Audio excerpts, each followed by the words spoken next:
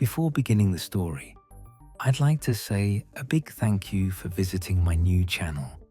I'm going to be uploading alternate history-related stories every single day. If that sounds good, be sure to leave a like and don't forget to subscribe. It means a whole lot when just getting started. I hope you enjoy the story. Medical records is not a glamorous department. I want to be clear about that because people sometimes assume that working in a hospital means working near the part where things happen, and records is specifically the part where things go after they happen, which is a different thing entirely. My job was documentation integrity, making sure the files said what they were supposed to say, that nothing was missing, that the paper trail connecting a person to their care was complete and accurate and stored correctly. I worked nights because nights were quieter and the work required concentration, and I'd always been better at concentration when the building wasn't full of people moving through it. I'd been at Dunmore Regional for 4 years. I knew the records room the way you know any workspace you've spent thousands of hours in. Not just the layout, but the specific logic of it, the way the filing system was organized, where the inconsistencies were, which cabinet drawers stuck and which ones didn't. I knew the room well enough that finding something I didn't recognize in it was not a small thing. It was the kind of thing that stopped me in the middle of a Tuesday night at 2 in the morning and made me stand very still for a moment before I did anything else. The cabinet was at the back of the room, behind the secondary shelving unit that held overflow from the previous decade. It was the same model as the other filing cabinets, same institutional grey, same label holders on the drawers, same basic dimensions. The label holders were empty, which I'd assumed meant the cabinet was unused, which was why I'd never opened it. I opened it because I was looking for a storage location for a batch of archived files, and I needed to know if there was available space. The drawers were full. The files looked like every other file in the room. Same folders, same tabbed labels, same format for the documentation inside. Patient name, admission date, attending physician, diagnosis, course of treatment, outcome, complete records, closed cases, the standard package. The admission dates were in the future. I pulled 3 files and checked them against the current date and put them back and pulled 3 more. All future dates ranging from a few weeks out to several months. The diagnoses were specific and clinical, written in the same language as every other record in the building, not vague, not approximate, the precise terminology of someone documenting a completed case. The outcomes were documented as thoroughly as the admissions. These were not intake forms or preliminary paperwork. They were complete records for cases that hadn't happened yet, written as though they already had. I stood at the open cabinet for a long time. Then I did what I always did with a documentation anomaly. I logged it, I noted the location, and I went back to the work I'd come in to do.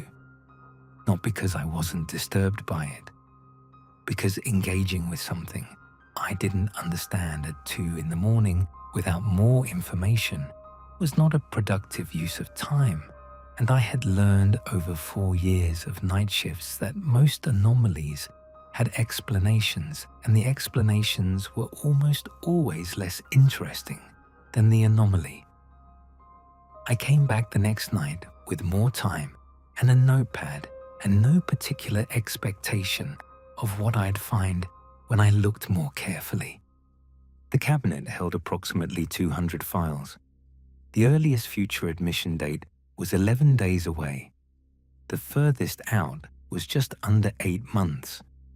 I didn't go through all of them.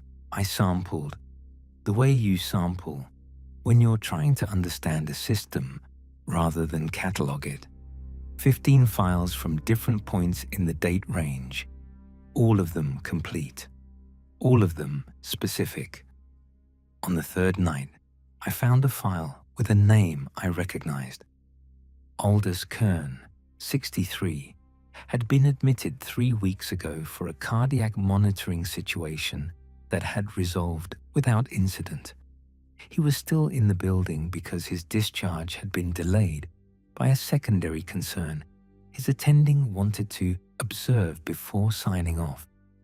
I knew his name from his primary record, which I'd processed on admission. The file in the future cabinet wasn't his primary record. It was a different file, a second entry under his name, with an admission date 6 weeks from now and a diagnosis that had nothing to do with why he'd originally come in. I closed that file and put it back exactly where I'd found it. The following afternoon, before my shift started, I went up to the 3rd floor and knocked on the door of room 14. Aldous Kern was a compact, grey-haired man with the specific patience of someone who had made peace with waiting. He was sitting up in the bed, reading something when I knocked, and he looked at me over his reading glasses with the expression of a man who had been expecting a conversation without knowing when it would arrive. I told him who I was and what department I worked in and why I'd come up, which I kept brief. I said I'd found something in the records room and that his name was in it, and I thought he should know. He took his glasses off and set down what he'd been reading. He said, "Is it a file with a date? About 6 weeks from now?" I said yes. He said he'd found his own about 10 days into his stay. He'd been trying to understand the system ever since.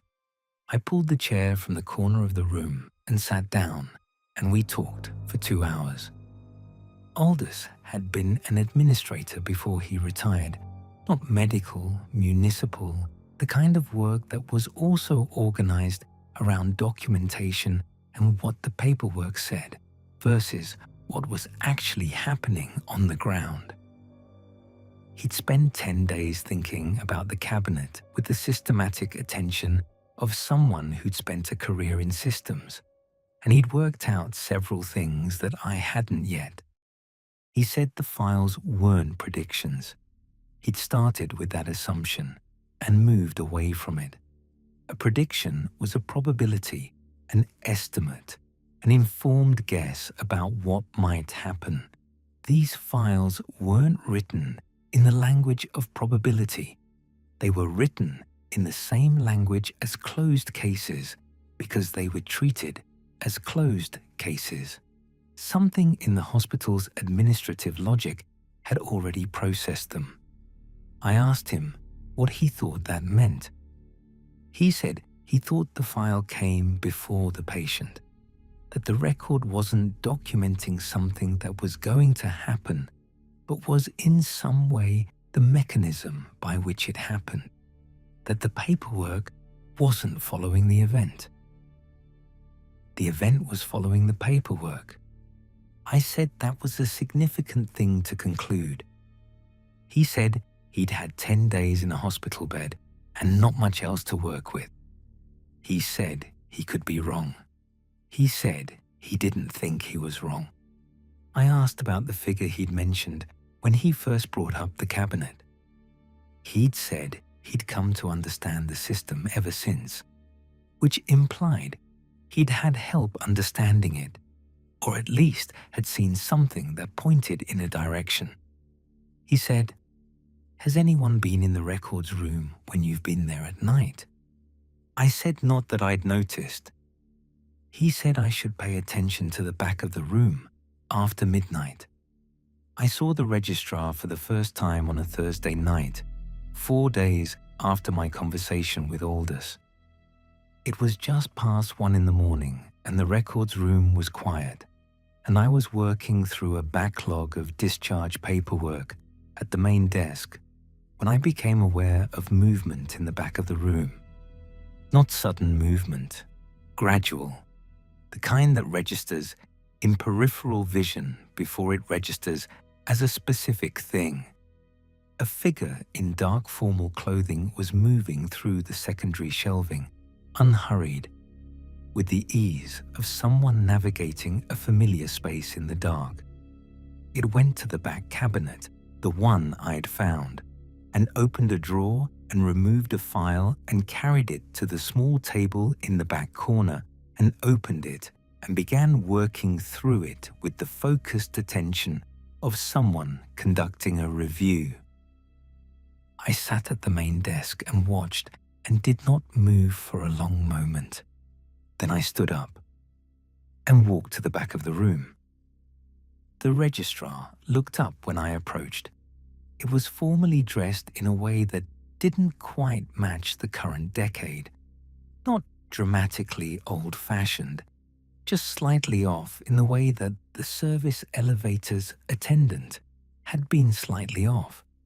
The clothing of someone who had dressed for a professional context that had existed for a very long time and saw no reason to update.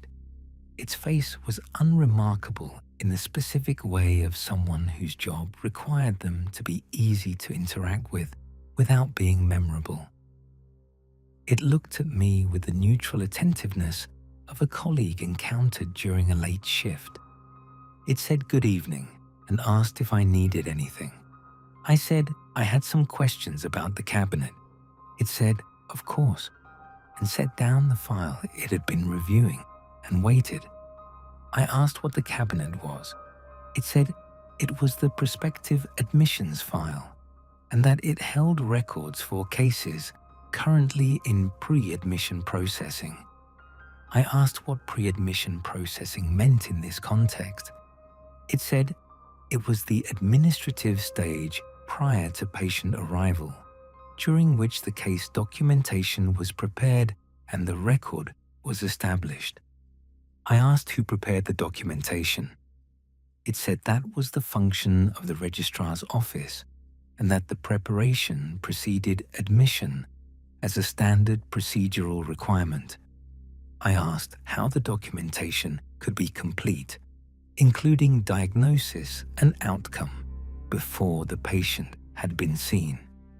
It said the record reflected the case as it would be processed and that prospective documentation was a function of the office's access to case information prior to the clinical timeline. I stood there and thought about what Aldous had said. The file comes before the patient. The event follows the paperwork. I asked directly, does the file cause the admission? Does having a record in that cabinet mean the person will be admitted on the date the record says? The registrar was quiet for a moment. Then it said that the record reflected an established case and that established cases proceeded to admission as documented. I asked if a case could be unestablished, if a record could be removed. It said the prospective admissions file was a closed system and that records were not removed prior to admission and that the integrity of the system required complete and unaltered documentation. I asked how long it had been maintaining the file. It said the registrar's office had been in operation for as long as records had been kept at this location. I said Dunmore Regional had been built 40 years ago. It said the registrar's office predated the current building. It picked up the file it had been reviewing and went back to its work with the focused efficiency of someone who had given a complete and satisfactory answer and was now returning to the task the answer had interrupted. I went back to the main desk and sat down and looked at the backlog of discharge paperwork I'd been working through and didn't touch it for a long time. I found my own file on a Saturday night. I hadn't been looking for it specifically. I'd been going through the cabinet methodically, trying to understand the full scope of what was in there, and I'd been working through the files in date order, and my own was in the middle of the range, admission date 3 weeks from the night I found it. I recognized my name the way you recognize your own name when you aren't expecting to see it. That small jolt of the familiar in a context where it doesn't belong. I stood at the open drawer for a moment. Then I pulled the file and carried it to the main desk and sat down and opened it under the desk lamp. The admission was for something I hadn't been aware of having. The diagnosis was specific and clinical, and I understood enough of the terminology from 4 years of processing medical records to understand what it said. The course of treatment was documented. The outcome was documented. It was a complete record for a case involving me that was, according to the paperwork, already closed. I sat with that for a while. Then I went upstairs to room 14. Aldous was awake, which didn't surprise me. He'd told me he slept badly since finding his own file. I told him what I'd found, and he listened without interrupting, which I appreciated, because I needed to say it out loud before I could think about it clearly, and I needed someone to say it to. He said, "How far out is the date?" I said 3 weeks. He said, "And the outcome?" I said the outcome was documented. He said, "Is it bad?" I said it wasn't good. It wasn't the worst possible outcome in the documentation range I'd processed, but it was not a good file to find with your name on it. He was quiet for a moment. Then he said, "We had to think about this practically. That the question was whether the file being in the cabinet was what caused the admission, and if so, whether removing the file interrupted that causation." He said he'd been thinking about his own file for 3 weeks and had come to believe that Aldous was right about the mechanism, but wasn't sure the mechanism could be interrupted from inside it. I said we had to try. He said yes. He said he'd been waiting for someone who worked in the records room to have this conversation with him because he couldn't get into the records room and he couldn't do anything about his own file from a hospital bed, and I could. I said I'd go back down that night. He said, "Take your file out of the cabinet. Don't destroy it. Don't alter it. Just remove it from the system and see what the registrar does." I asked why not destroy it. He said, "Because we don't know if destroying the record destroys the case or just destroys the documentation of the case, and those might not be the same thing." He said that in his experience in the administrative work he'd done, the record and the event were connected but not identical. Removing the record from the system might break the connection. Destroying it might just make the event undocumented. I thought about that. It was the most careful thinking I'd heard on the subject, and I decided to follow it. I went back to the records room at 2 in the morning. The registrar was already there, in the back corner, working through files at the small table.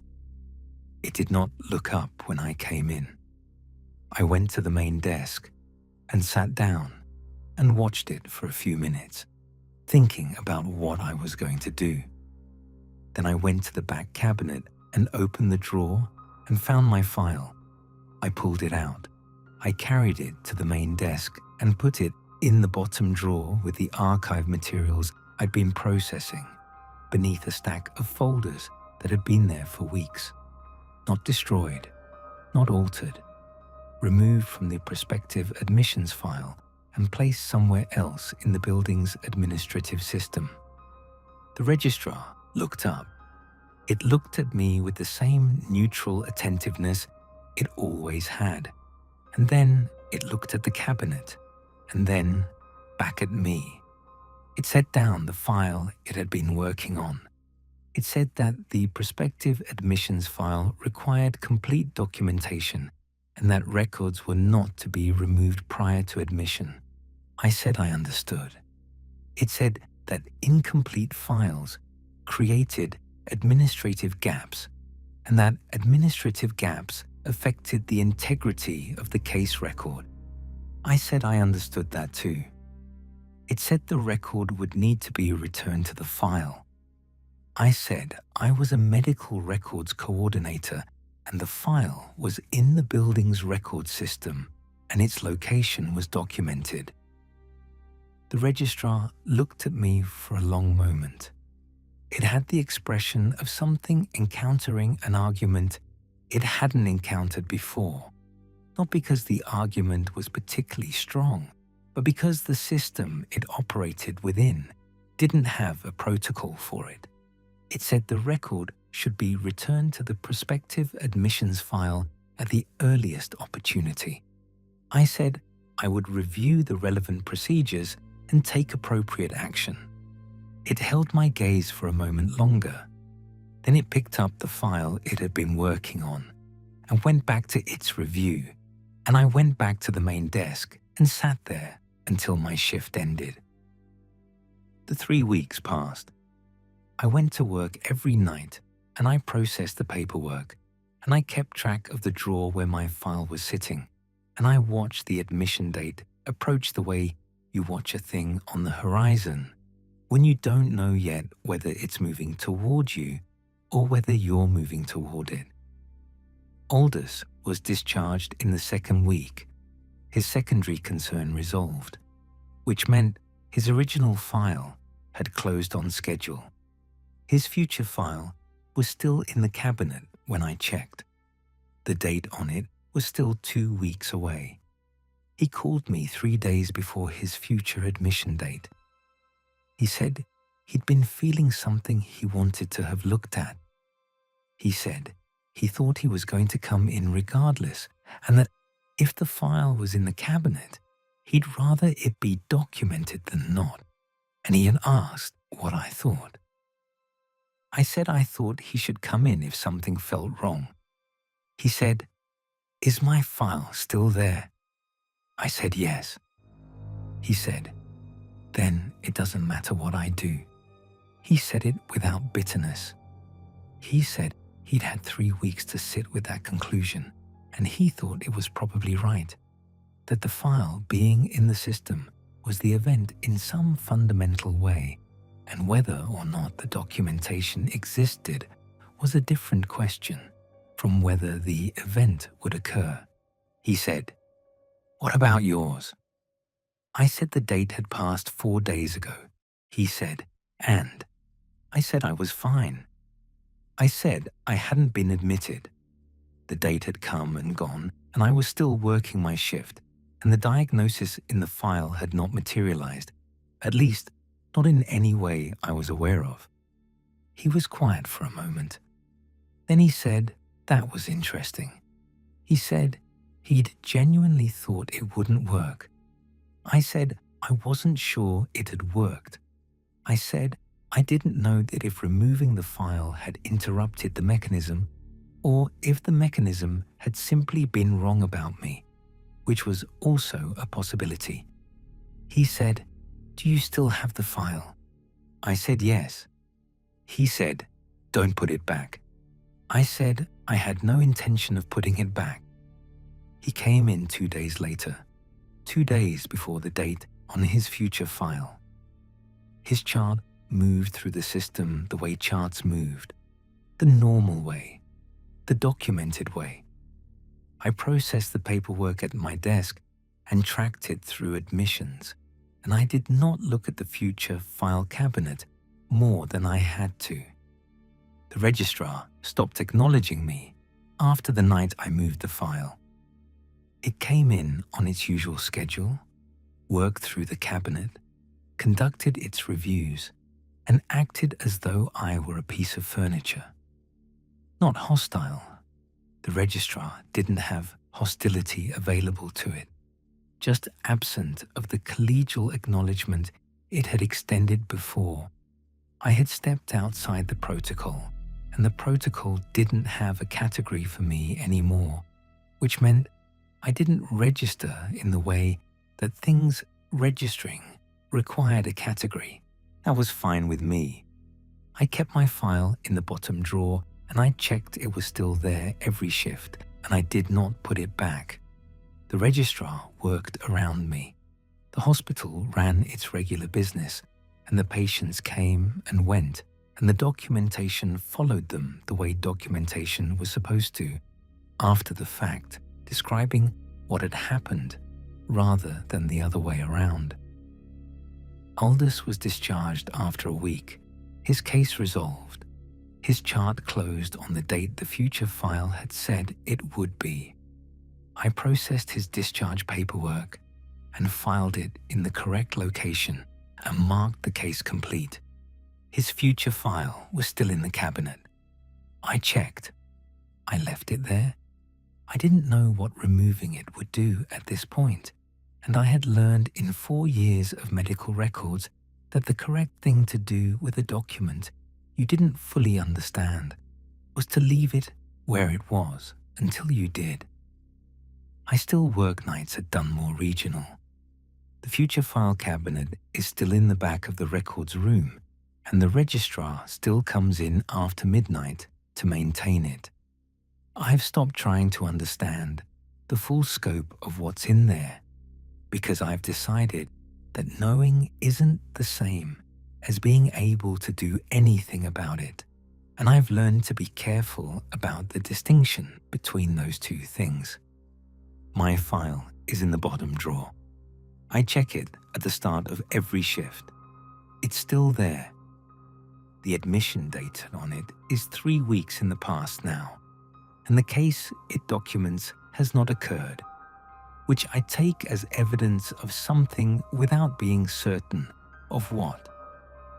I think about what Aldous said, that the file coming before the patient was the mechanism, that removing the file might interrupt the mechanism or might just remove the documentation and leave the event. I don't know which one I did. I may never know. There is no version of this that resolves cleanly into an answer I can file correctly and mark complete, which goes against every professional instinct I have. What I know is that the date passed and I'm still here, and the file is in the bottom drawer, and the registrar is in the back of the room doing what it does, and those things are all simultaneously true, and I've learned to work alongside them. Some nights I sit at the main desk and listen to the drawer of the back cabinet opening and closing, and I think about the 200 files in there and the people those files belong to who don't know yet that they belong to them. I think about whether there's something useful I could do with that knowledge, and I keep coming back to the same problem, which is that I don't know what I did, and I don't know if it worked, and I don't have enough information to do it responsibly for someone else. I'm working on getting enough information. That's what medical records is, the gap between what happens and what gets written down. I've spent 4 years in that gap, and I'm still in it, and most of the time that's fine. The registrar opens a drawer. I hear the familiar sound of a file being pulled. I check that the bottom drawer is still locked. It is. I go back to work,